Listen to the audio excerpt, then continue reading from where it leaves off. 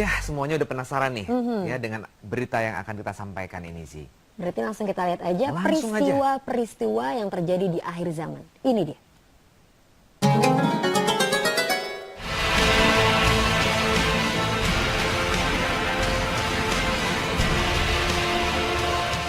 Apa peristiwa yang terjadi pada akhir zaman?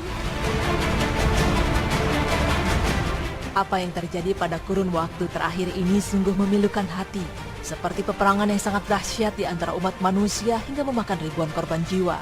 Tersebarnya fitnah di tengah-tengah manusia yang mengakibatkan banyaknya kasus pembunuhan hingga sampai pada kasus seseorang membunuh yang lainnya. Sementara dia tidak tahu faktor apa yang mendorongnya untuk membunuh. Dan selain itu didukung pula oleh senjata-senjata penghancur massal yang memiliki peran penting terjadinya banyak pembunuhan.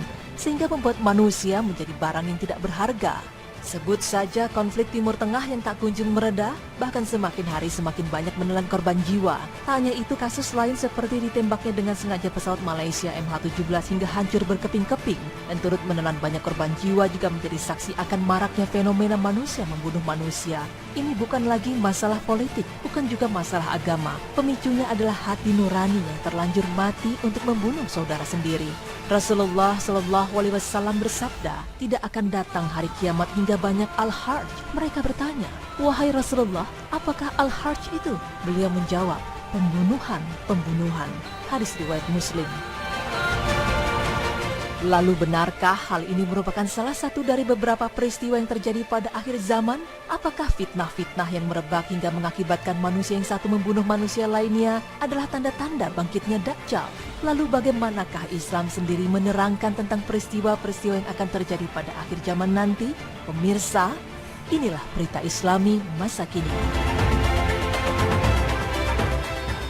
Pada sebuah hadis, Nabi Muhammad SAW mengabarkan bahwa kelak di masa yang akan datang umat Islam akan berada dalam keadaan yang sedemikian lemahnya, sehingga umat muslim diumpamakan sebagai makanan yang diperebutkan oleh sekumpulan pemangsanya. Dalam hadis riwayat Abu Daud bersabda Rasulullah SAW yang artinya, hampir tiba masanya kalian diperebutkan seperti sekumpulan pemangsa yang memperebutkan makanannya. Maka seseorang bertanya, ya Rasulullah, apakah karena sedikitnya jumlah kita? Kemudian beliau menjawab, bahkan kalian banyak, namun kalian seperti buih mengapung. Dan Allah telah mencabut rasa gentar dari dada musuh kalian terhadap kalian. Dan Allah telah menanamkan dalam hati kalian penyakit al-wahan. Seseorang bertanya kembali, ya Rasulullah, apakah al-wahan itu?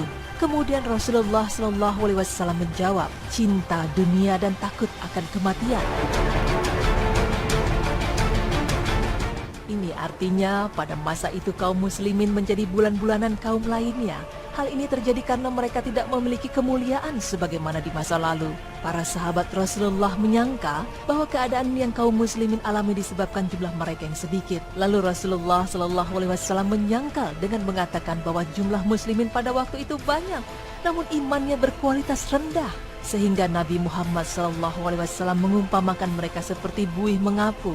Coba perhatikan tabiat buih di tepi pantai. Kita lihat bahwa buih merupakan sesuatu yang paling terlihat, paling indah dan berjumlah sangat banyak saat ombak sedang bergulung. Namun buih pula lah yang paling pertama menghilang saat angin berhembus lalu menghempaskannya ke udara. Nabi Muhammad SAW juga mengisyaratkan bahwa salah satu indikator utamanya ialah rasa takut yang telah menghilang di dalam dada musuh ketika menghadapi kaum muslimin. Sesungguhnya Allah lebih menyukai umat Islam yang senantiasa berwibawa sehingga disegani dan ditakuti musuh. Allah berfirman yang artinya, janganlah kamu bersikap lemah dan janganlah pula kamu bersedih hati, padahal kamulah orang-orang yang paling tinggi derajatnya jika kamu orang-orang yang beriman. Surat Ali Imran ayat 139. Pemirsa, jika kita melihat fenomena perang di Timur Tengah di mana banyak saudara kita yang meninggal dunia akibat bom dan senjata modern, lalu apakah ini berarti bahwa kita sedang menjalani era paling kelam dalam sejarah Islam di mana kaum non-muslimin sedang mendapat giliran mengarahkan dan menguasai umat manusia sedunia? Maka konsep hidup kaum non-muslimin itulah yang mewarnai kehidupan manusia pada umumnya, tanpa kecuali umat Islam. Wallahu a'lam.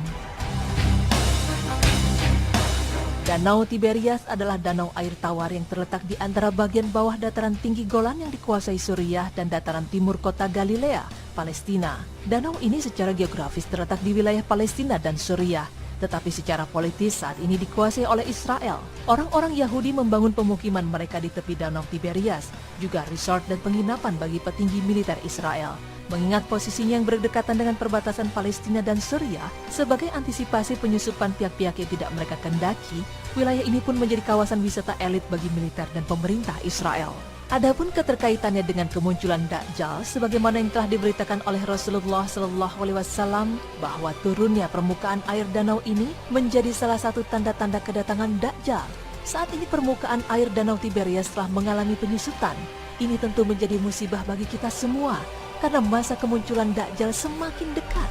Sedangkan kedatangannya itu akan membawa fitnah yang besar bagi umat Islam di mana saja mereka berada.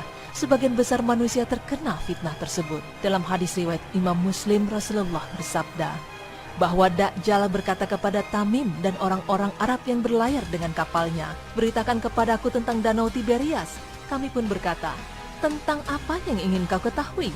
Dia berkata, "Apakah di sana ada airnya?" Kami menjawab, "Danau itu banyak airnya." Dia berkata, "Ketahuilah, airnya tak lama lagi akan habis." Lalu Rasulullah melanjutkan sabdanya, "Sesungguhnya apa yang disampaikan oleh Tamim membuatku kagum, karena sesuai dengan yang pernah saya sampaikan kepada kalian tentang Dajjal, Madinah dan Mekah. Dia berada di Laut Syam atau Laut Yaman. Bukan, tetapi dia ada di timur. Dia ada di timur. Dia ada di timur." Beliau pun memberi isyarat dengan tangannya ke arah timur. Tamim adalah seorang pemeluk Nasrani, lalu dia datang menyatakan keislamannya dan menceritakan kepada Rasulullah. Lalu apakah turunnya permukaan air Danau Tiberias merupakan salah satu pertanda semakin dekatnya kemunculan Dajjal?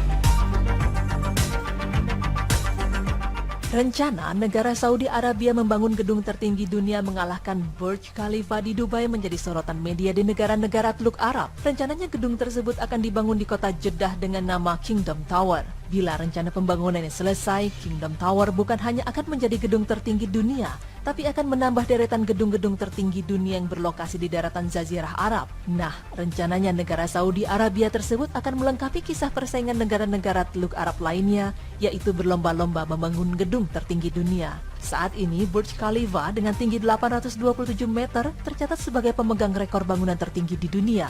Sedangkan Arab Saudi dalam waktu dekat akan membangun Kingdom Tower di Jeddah setinggi 1000 meter.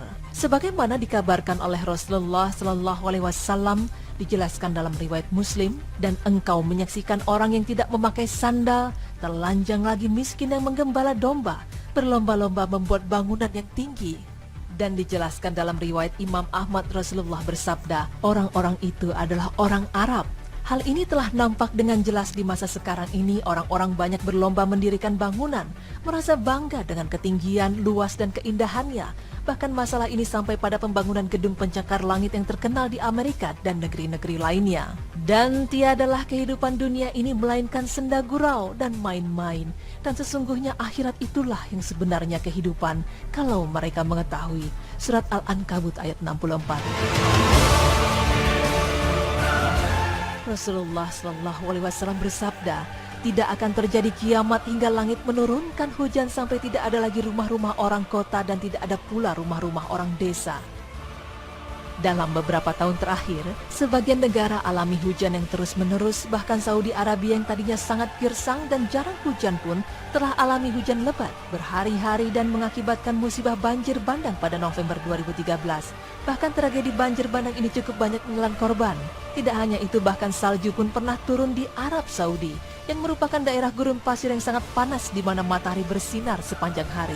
Rasulullah SAW juga bersabda, "Hari akhir tidak akan datang kepada kita sampai dataran Arab sekali lagi menjadi dataran berpadang rumput dan dipenuhi dengan sungai-sungai." Hadis riwayat Muslim.